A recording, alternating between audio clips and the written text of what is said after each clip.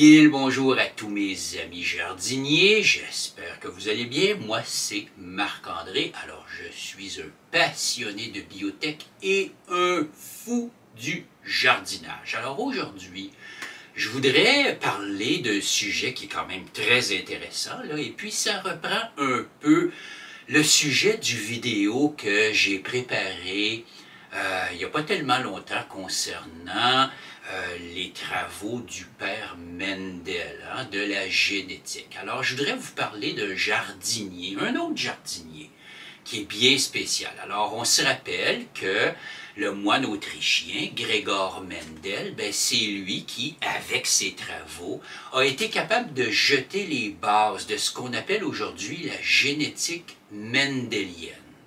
Et puis, il a fait ça en croisant des petits pois. Il a croisé des petits pois, il a fait pousser des petits pois, puis il a croisé à nouveau, et ainsi de suite. Alors là, maintenant, je voudrais vous parler d'un agronome, un expert, un ingénieur dans le domaine de l'agriculture. Lui, il venait des États-Unis. Et puis, son nom, c'est le docteur Norman Borlaug. Alors, le docteur Borlaug, lui, ce qu'il a fait, c'est qu'il est devenu un bienfaiteur de l'humanité, rien de moins, en croisant des variétés de blé. Alors, il a fait ça avec le blé.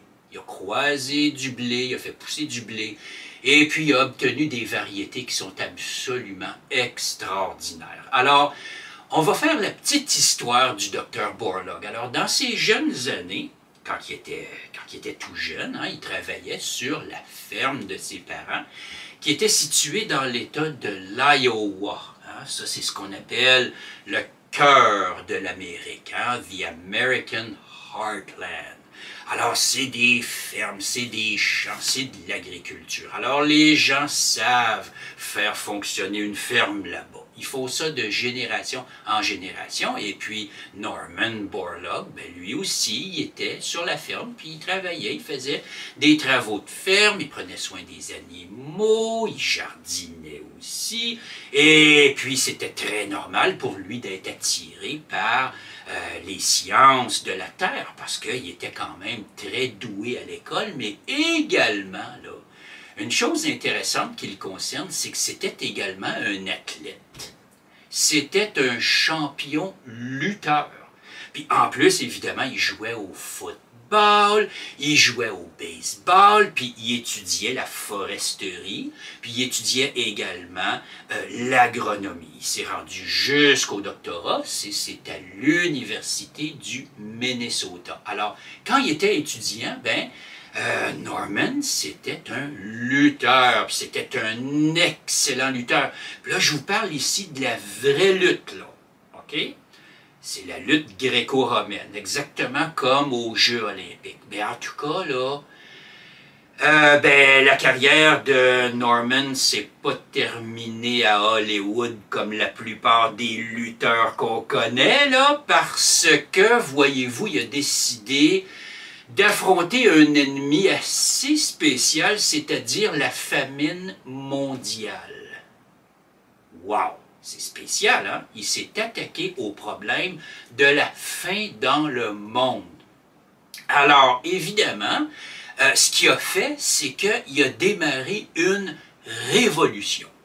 Alors, on se rappelle, le père de la génétique, c'est Gregor Mendel, le moine autrichien. Le père de la révolution verte, c'est un agronome américain, le docteur Norman Borlaug.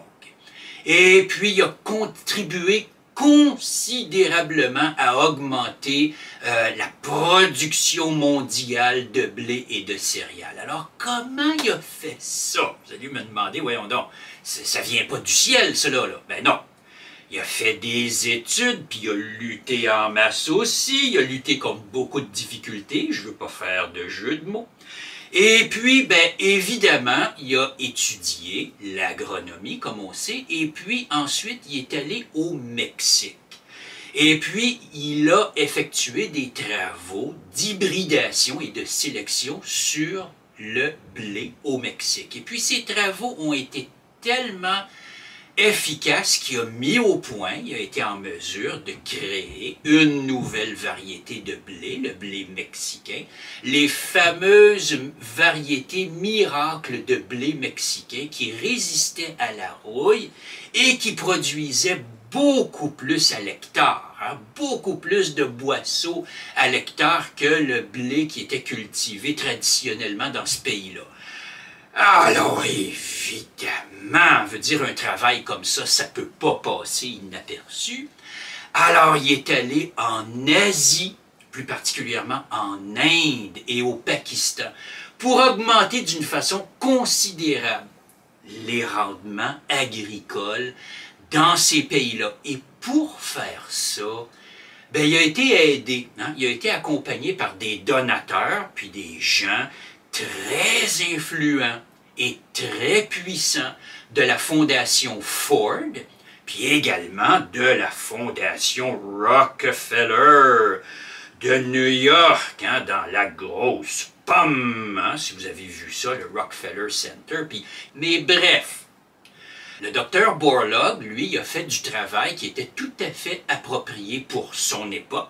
Ça, c'était dans les années 50, à savoir, si on veut augmenter le rendement à l'hectare, ben, il faut avoir une céréale, un blé plus performant et, bien sûr, il faut cultiver ça sur des grandes surfaces en utilisant des engrais chimiques puis en utilisant des pesticides. Bon, ça c'était son opinion dans ces années-là. OK? Et puis, évidemment, dans ces années-là, c'est très clair que les travaux du docteur Borlaug, du docteur Norman Borlaug, ont véritablement contribué à sauver 1 milliard d'êtres humains de la famine. Alors ça, c'est extraordinaire. Et écoute, il y a eu le prix Nobel pour ça. Il y a eu des prix internationaux, des reconnaissances de très haut niveau du président des États-Unis, puis du Congrès américain. Puis c'est mérité, parce qu'à son époque, c'était la chose qu'il fallait faire, ou du moins ce que le docteur Borlaug suggérait avec beaucoup d'insistance. Mais aujourd'hui, là, les temps ont changé. Hein? Les temps changent, les gens changent, et les méthodes agricoles changent également. Alors maintenant, on parle de ce qu'on appelle le sol vivant. Parce que le sol, c'est comme un être vivant. Il y a des milliards et des milliards de cellules là-dedans, puis je pourrais vous en nommer quelques-unes. Évidemment, il y a les bactéries, hein, les fameuses bactéries, tout le monde connaît les bactéries. Mais vous savez, la plupart des bactéries dans le sol ne font pas grand-chose pour aider les plantes. Il y a seulement quelques types bactériens bien caractérisés qui font ce genre de travail-là. Alors, on parle ici des PGPR, Plant Growth Promoting Rhizobia. Il y a également les bactéries fixatrices d'azote, les bactéries solubilisatrices du phosphore, les bactéries solubilisatrices du potassium. Il y a également les levures bénéfiques, hein, comme la levure à bière, ça c'est bénéfique. Il y a également les moisissures bénéfiques, ça c'est un autre genre de micro-organismes qui aident les plantes à se développer dans un environnement de sol.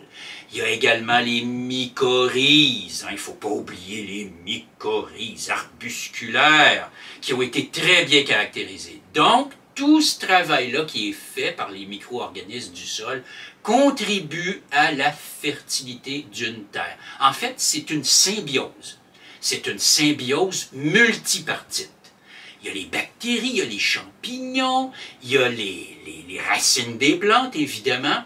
Et puis tout ça ensemble, ça travaille pour rendre la terre nourricière fertile. Alors, c'est ça qu'on encourage beaucoup par l'utilisation des conditionneurs de sol bioponiques jumelés avec les engrais biologiques bioponics. Alors, les deux travaillent ensemble de façon absolument harmonieuse pour faire en sorte que la terre devienne un être vivant qui favorise et qui encourage pas juste la nutrition des plantes, mais également la résistance aux maladies, la résistance au froid, la résistance à la sécheresse, la résistance dans beaucoup d'aspects, de même que plus de productivité, des feuilles plus grandes, plus de fleurs, plus de fruits. En tout cas, c'est absolument prouvé, c'est une science exacte, comme Valérie, ici, peut très bien en témoigner.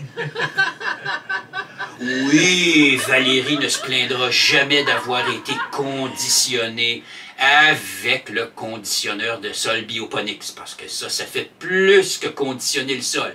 Ça conditionne la plante pour qu'elle puisse donner des résultats de culture et de croissance qui sont similaires à ce que vous voyez dans leur habitat naturel. Alors, de la lumière, de l'eau avec du conditionneur de sol et de l'engrais, ça va faire vraiment un effet bœuf. Ben, je pourrais peut-être dire un effet bananier, hein, Valérie? Oui, c'est vrai que t'es belle, hein? Ben oui, regardez-moi ça, cette plante-là, c'est absolument magnifique. Alors, merci de votre attention, merci beaucoup de partager cette vidéo. Hein, c'est important de promouvoir et de diffuser le message d'une agriculture urbaine, d'une agriculture organique, sans pesticides, sans produits de synthèse, la résilience alimentaire, la souveraineté alimentaire. Et puis, c'est comme ça qu'on va avoir une meilleure agriculture qui correspond exactement aux besoins du 21e siècle. Alors, on donne une bonne main d'applaudissement au Dr Borlaug pour avoir initié cette prise de conscience d'une meilleure productivité. Maintenant, on va prendre le flambeau et on va amener ça dans le nouveau siècle avec le sol vivant. Merci beaucoup de votre attention. Merci de partager les vidéos de Bioponics. Merci de diffuser le message sur les sols vivants et à la prochaine.